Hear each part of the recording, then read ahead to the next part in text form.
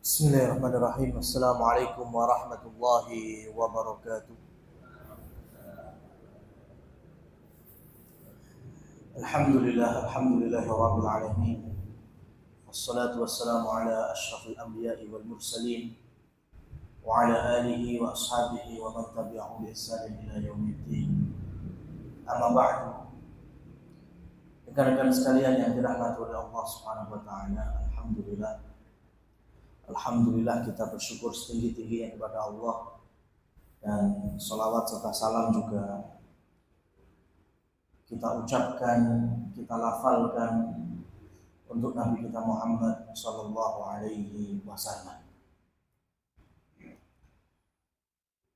Rekan-rekan sekalian, ada satu pesan yang Allah Subhanahu wa taala titipkan kepada seluruh para nabi dan rasulnya.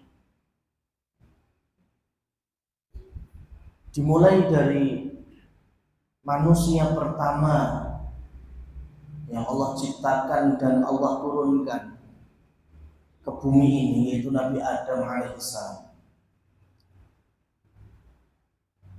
sampai Rasul yang pertama untuk umat yang melakukan kesyirikan pertama di muka bumi, yaitu masanya Nabi Nuh alaihissalam.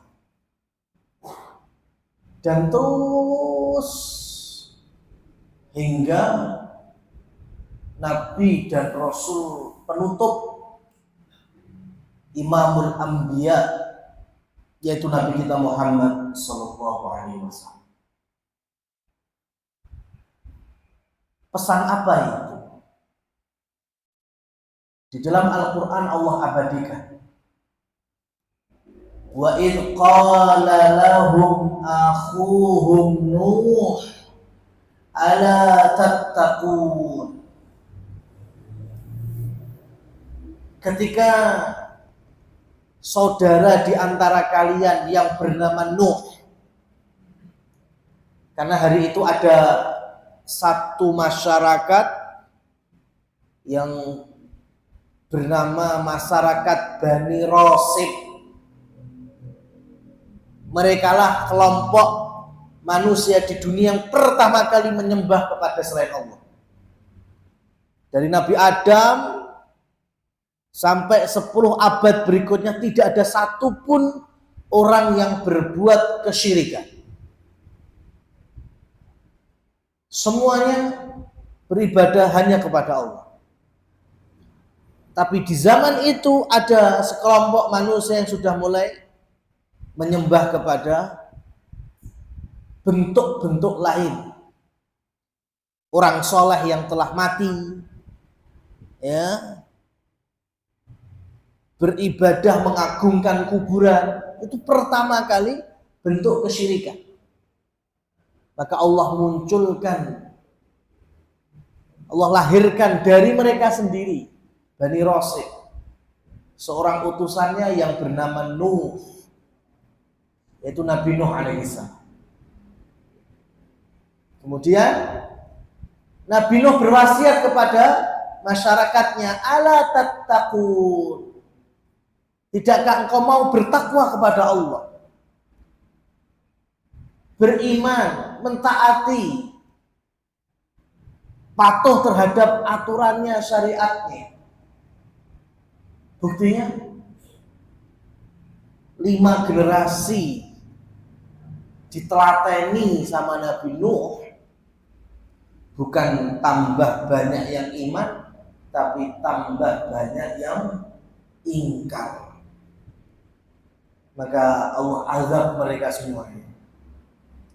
Yang selamat hanya yang berada di dalam kapal bersama Nabi Nuh. Selesai masyarakat ini. Yang selamat turun, ada yang wafat, ada yang beranak pinak. Yang selamat yang iman semuanya. Tapi apakah abadi? Tidak. 6 generasi berikutnya. 6 generasi. Kalau dulu usianya panjang-panjang, Satu generasi bisa sampai 100 tahun. Berarti 6 generasi itu kan 600 tahun. 6 abad. Muncullah kelompok masyarakat yang mereka memberi nama sukunya yaitu kaum Ad. Berbuat kesyirikan lagi. Ya, berbuat ibadah yang tidak seperti kakek-kakeknya lagi. Maka Allah munculkan, Allah lahirkan di tengah-tengah mereka,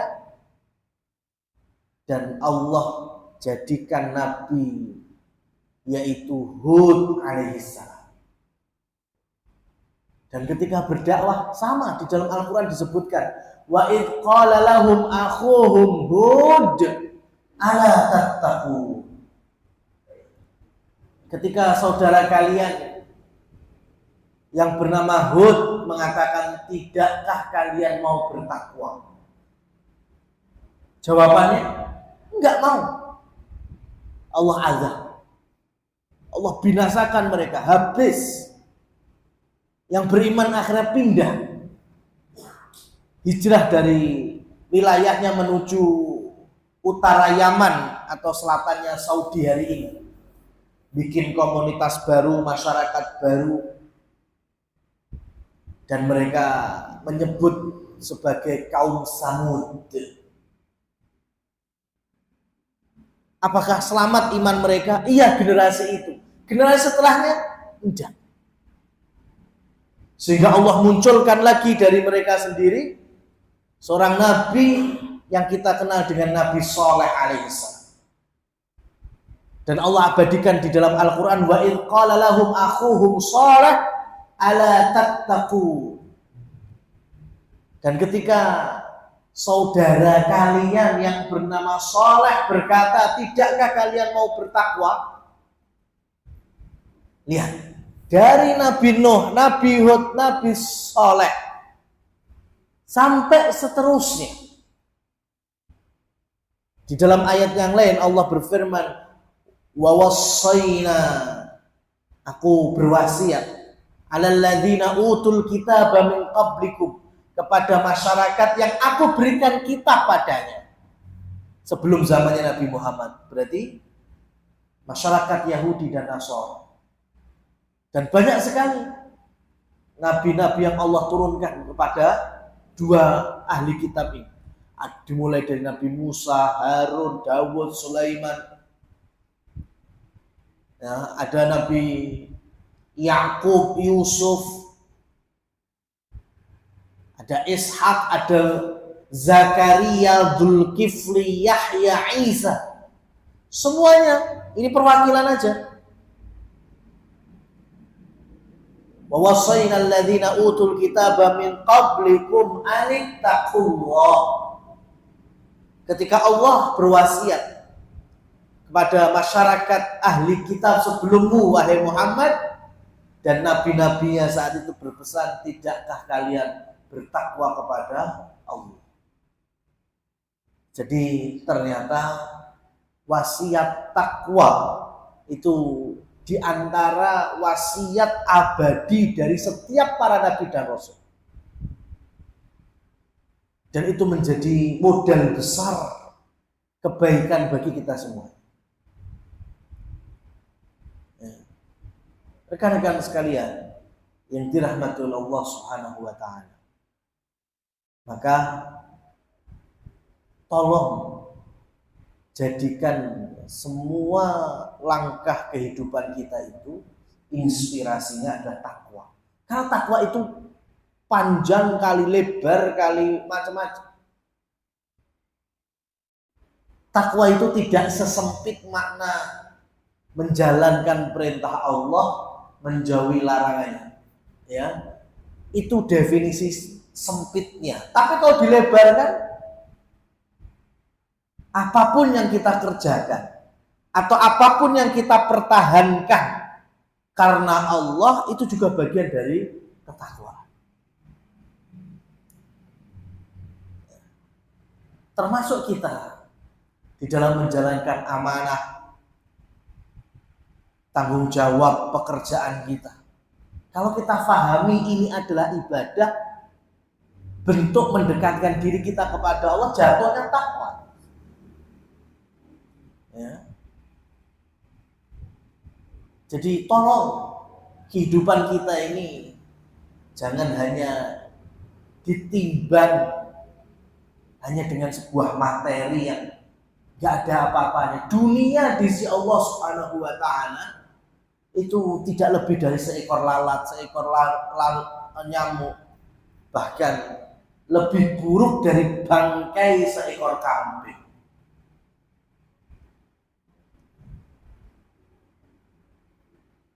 Yang terlalu mendewakan dunia itu rata-rata orang kafir, orang nggak punya iman,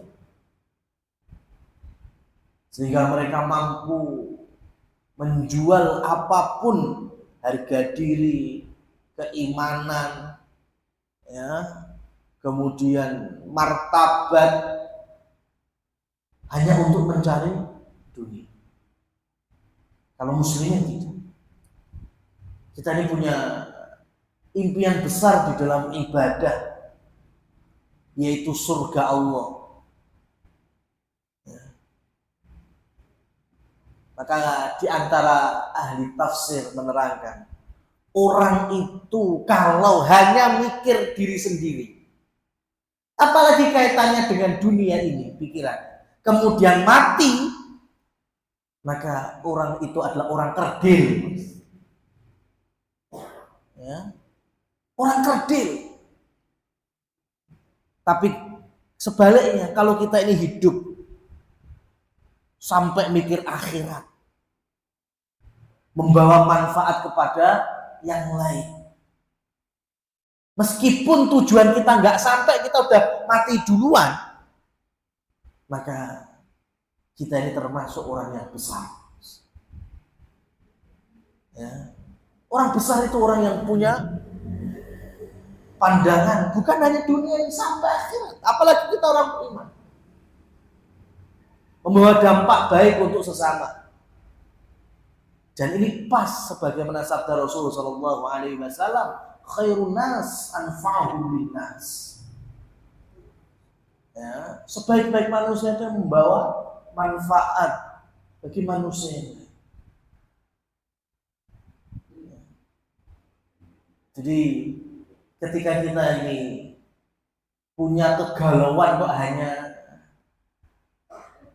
sesempit urusan kita, itu orang kecil.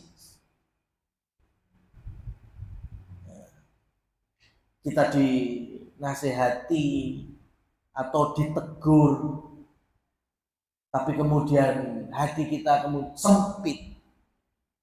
Ya, nggak terima, bukannya introspeksi tapi menyalahkan perkara yang lain, bahkan menyalahkan orang yang lain, itu namanya orang kecil, bukan orang besar.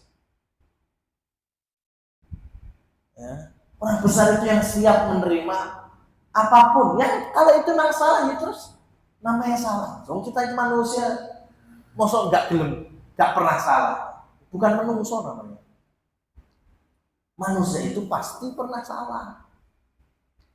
Nah, syukur-syukurnya kalau kita punya berpikir enek sing lurus nih. Alhamdulillah ada yang meluruskan, ada yang menasehati. Bersyukur.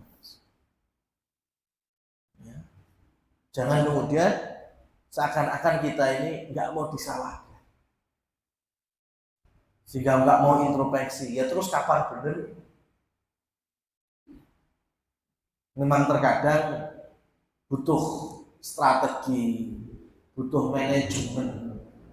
Namanya menasihati orang juga ada caranya, meluruskan orang juga ada caranya.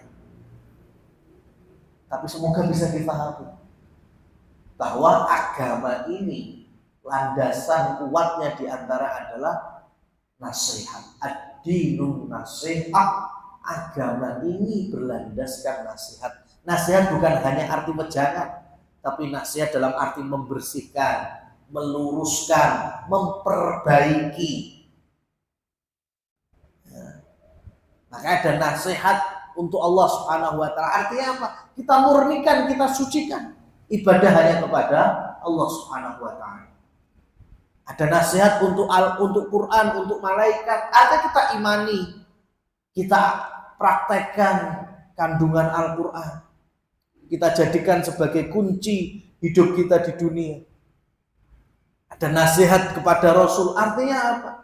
Ya, semua ajarannya, perintahnya, syariatnya kita lakukan, larangannya kita jauh. Baru nanti ada nasihat untuk penguasa muslimin dan nasihat untuk sesama muslim. Lain meluruskan, memperbaiki, kalau yang ada kesalahan bisa ditegur. Nikmat, Mas. Tapi kalau kita kurang kerdil, ya itu tadi, nggak siap menerima teguran, nggak siap menerima kalau salah dan diluruskan, seakan-akan kita ini pasti benar terus.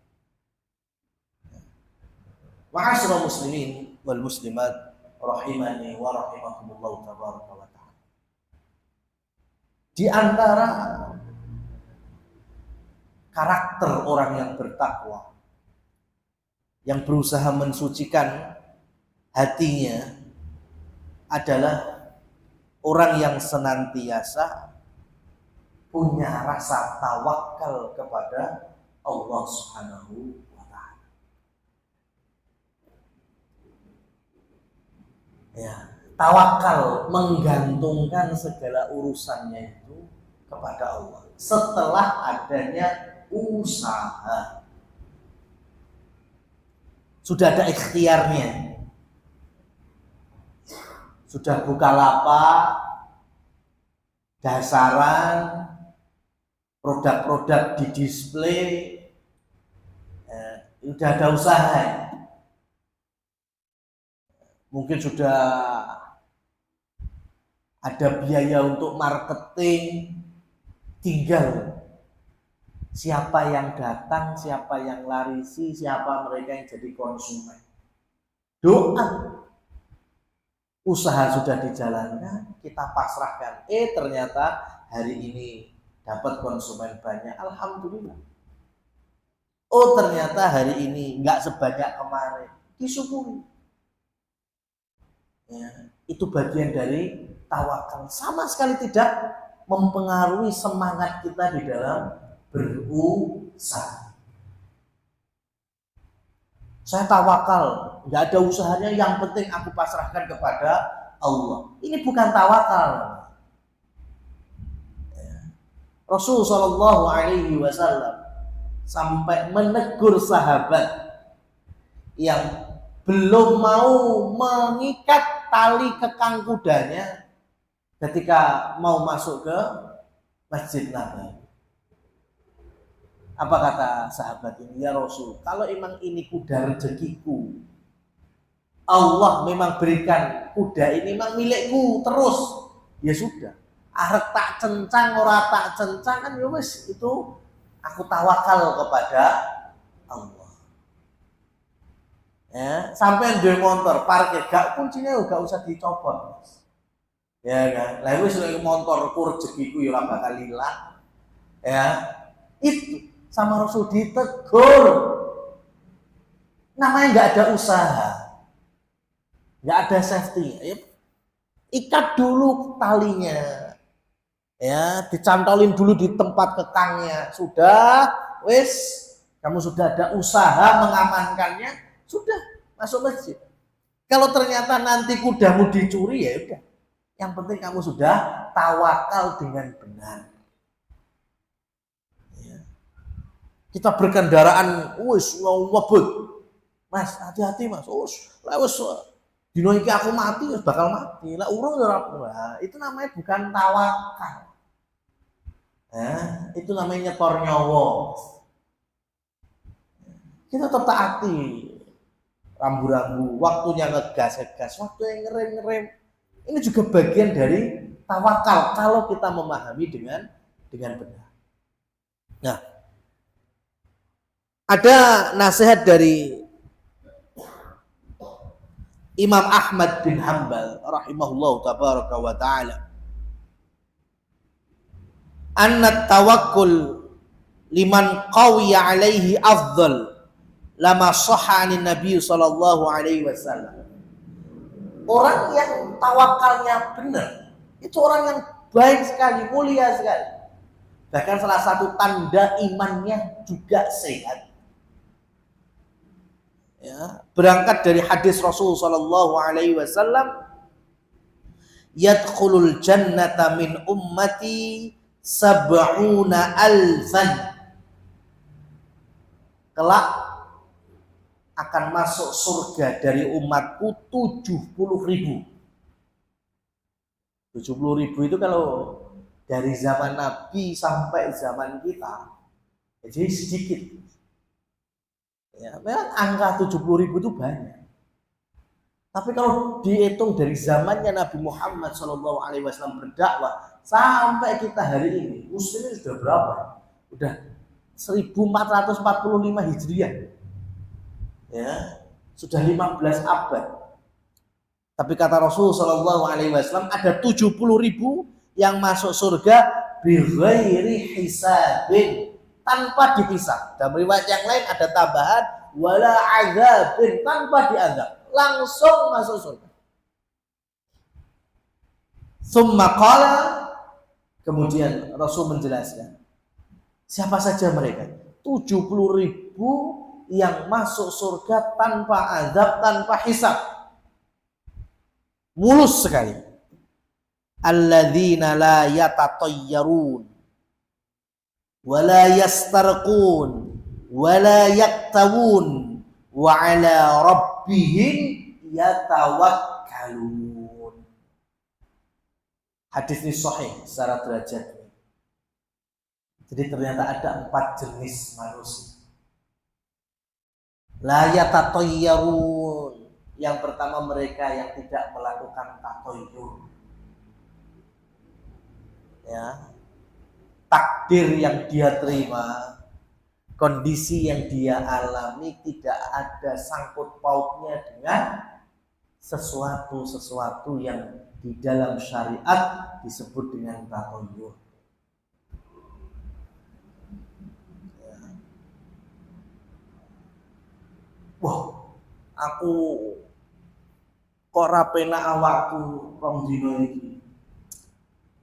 Berarti yo wingi aku nabrak kucing yo bener. Ya, gawe celokong. Namanya tatayyur. Apa hubungannya nabrak kucing dengan kesialan? Ini Mas, masyarakat belum bisa kita katakan imannya benar kalau masih punya keyakinan nabrak kucing sial. Wis cekelen. Ya. Belum bisa dianggap lurus imannya, kokoh iman. Kalau masih ada keyakinan nabrak kucing sama dengan kesialan, itu tatayyur.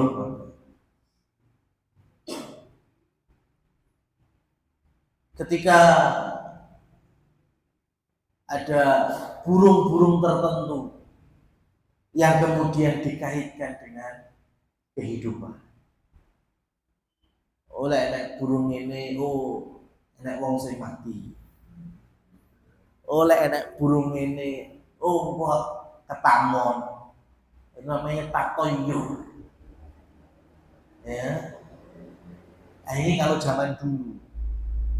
Hari ini banyak istilahnya, mau disebut dengan zodiak, mau disebut dengan primbon, mau disebut dengan ya, mungkin istilah-istilah ini untuk keyakinan yang lain, yaitu urusan mereka, akidah mereka. Tapi yang kita kritisi yang berkaitan dengan muslim dan muslim, itu yang beragama Islam.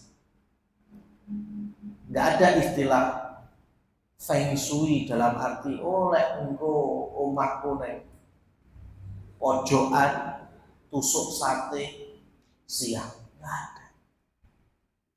Ya, nggak ada kalau saya anak barep, kalau rumah saya ngadep ngulon, berarti jodohku aja sampai omahe sing ngadep ngidul misalnya.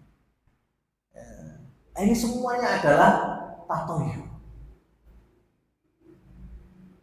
Maka beruntunglah dan bahagialah kita kalau kita ini termasuk orang-orang yang sama sekali tidak meyakini hal-hal semacam ini. Kalau bahasanya orang-orang dulu, ya, takhayul dan khurafat. Itu bagian dari tatoyur masalah. Ya, takhayul dan khurafat, mitos.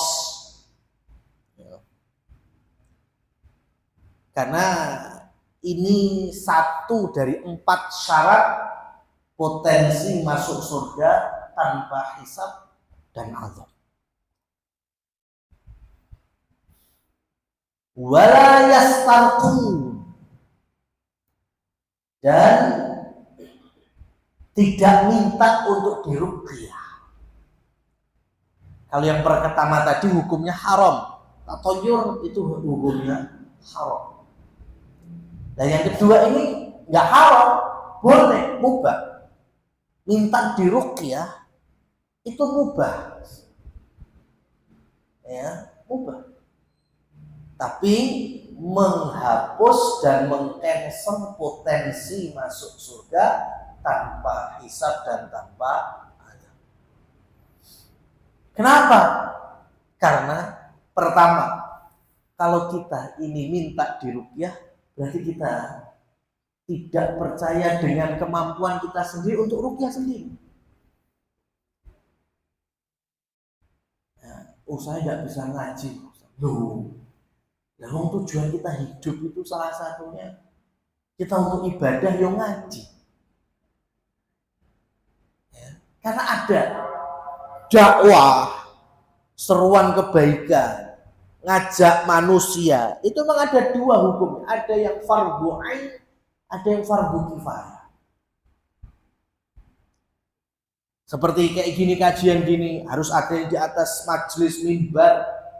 Ya, nah ini nggak semua orang wajib. Ini yang kena yang fardhu kifayah. Tapi ada beberapa dari ibadah itu nggak bisa digantikan, nggak bisa diwakilkan. Berarti ketika kita ngajari atau melanjutkan estafet keimanan ini kepada generasi, itu jadi hukumnya fardhu ain. Contohnya kan, sampean ahli 10 bahasa asing, ya, 10 bahasa asing, terus bahasa apa wae, kecuali 1 bahasa Arab, ya. Kemudian datang teman non muslim pengen masuk Islam, contohnya sampean pamane wong Jerman mau masuk Islam, terus sampean ajari itu talqin dengan bahasa Jerman, syahadatnya itu pakai bahasa Jerman, atau wes gak usah ngel-ngel bahasa Indonesia wes. Ya, kita nggak paham bahasa Arab khususnya syahadat. Kemudian ada teman kita mau masuk Islam, aku pengen mlebu Islam, yo wes gini, tak warai, terok nih yo, terok. Saya bersaksi, tidak ada ilah, ya, sesembahan yang berhak disembah kecuali hanya Allah. Tidak ada sesembahan yang berhak disembah selain Allah. Dan saya bersaksi, gitu. Kira-kira orang yang kita talqin dengan bahasa Indonesia ini terjemahan syahadat masuk Islam, jadi muslim-muslimah, jadi muslim-muslimah? Tidak. Bukan muslim. Karena syarat menjadi muslim dan muslimah yang awalnya kafir atau non-Islam kemudian masuk Islam itu mengucapkan syahadat. Syahadatnya gimana? Yang bahasa Arab. bukan terjemahan, nggak bisa diwakilkan, nggak bisa diterjemahkan. Mau pakai bahasa apapun, Arab pirang bahasa. Selain lafal asyhadu alla ilaha illallah wa asyhadu anna muhammadar rasulullah, tidak memasukkan orang itu ke dalam agama Islam. Berarti setidaknya hukumnya fardhu ain. Sampean tahu bahasa Arab syahadat ini. Minim untuk generasi selanjutnya. Ajari anak-anak pertama sebelum ketemu gurunya, sebelum ketemu ustadz TPA-nya, ajarkan ini. Nah, ucapkan kalimat terbaik. Apa itu? Talqinkan, dikte. Ya. Asyhadu alla ilaha illallah. Diterokne anak. Wa asyhadu anna muhammadar rasulullah. Diterokne anak. Nah itu. Kalau ada orang non-muslim kemudian mengikuti seperti ini, nah dia jadi muslim. Persis seperti gerakan sholat. Mau antum sekhusyuk apapun, kemudian gerakan sholat antum rubah, Allah zat moho agung, sah apa enggak sholat? Tidak sah. Karena gerakan sholat dan lafalnya itu tauqifiyah. Kita tinggal mencontoh dari Nabi. Dan Nabi mencontohkan dengan bahasa Arab. Berarti kita takbir harus Allahu Akbar. Gak bisa diterjemahkan dengan bahasa yang lain. Ya. Azan juga demikian. Harus pakai lafal bahasa Arab. Tidak bisa diterjemahkan dengan yang. Berarti kalau kita menjadi muadzin, hukum kita memahami lafal bahasa Arab azan itu kan menjadi fardhu ain. Kita semuanya wajib sholat karena menjadi muslimin dan muslimah. Ya, berarti bacaan sholat dari Rabbi firli atau Subhana Rabbil Azim, Subhana Rabbil A'la itu harus kita pahami. Ya, karena menjadi hukum fardhu ain bagi kita karena kita pelaku ibadah sholat. Ya. Nah sekarang kalau kita nggak mau ngaji, kemudian tadi kita dapat ujian, diganggu sama bangsa lain, sama jin. Ya. Padahal kita bisa baca Quran, ya sudah tinggal baca Quran, kita ruqyah mandiri. Terus saya nggak bisa ngaji, nah itu. Kemudian minta tolong yang lain, dia jatuh pada kesalahan, dia telah meninggalkan fardhu ainnya, dia menjadi seorang muslim dan muslim. Saya malu Pak Ustaz, ya udah gede belum, ya kalau malu bareng-bareng ngaji ya mungkin bisa privat, yang penting ada usaha. Bukan pasrah, dan alhamdulillah kita bekerja di lingkungan yang difasilitasi untuk baca Al-Quran atau perbaikan bacaan dan lain seterusnya. Itu yang pertama, orang minta ruqyah itu untuk apa? Yang kedua, orang itu kalau minta ruqyah berarti menjatuhkan derajat ketawakalannya dia kepada Allah. Ya. Sekarang dia tuh bisa ngaji. Baca ayat kursi bisa. Ya, baca An-Nas bisa, Al-Falaq bisa, Qul huwallahu ahad bisa. Kenapa harus minta tolong orang lain? Berarti bacaan dia enggak jadikan sebuah ketawakalan kepada Allah. Ndak iso nyapa aku ndak iso. Podo-podo Quran, podo-podo ngaji, gak beda bacaan. Ya. Oh tapi dia lebih pengalaman. Ya, nah ini kesalahan berikutnya kalau kemudian ruqyah itu sudah dianggap sebagai profesi. Ya, bukan betul-betul ya, hanya untuk ta'awun 'alal birri wat taqwa.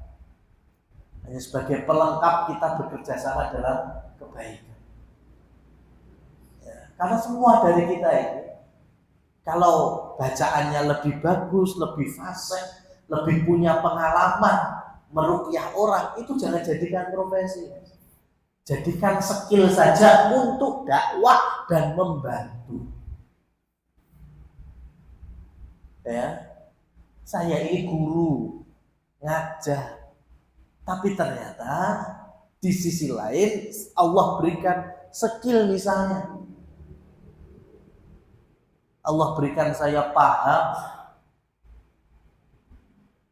ahli dalam software komputer, misalnya laptop sampean, komputer sampean terkena virus, bingung. Wah, saya tahu ini, coba tak utak-atik. Ya, ternyata saya bisa. Ya wis. Apa kemudian saya berganti status jadi servis komputer? Kan enggak. Status saya tetap guru pengajar, cuma saya punya skill lain yang kapanpun saya bisa dan mampu saya bantu. Lah ruqyah itu demikian. Semua dari kita ini kalau punya kemampuan untuk meruqyah, silahkan bantu orang lain tanpa harus diminta.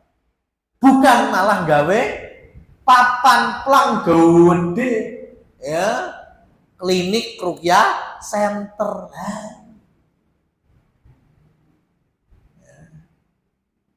Ini kesalahan di dalam memahami akidah Islam, diantaranya masalah ruqyah.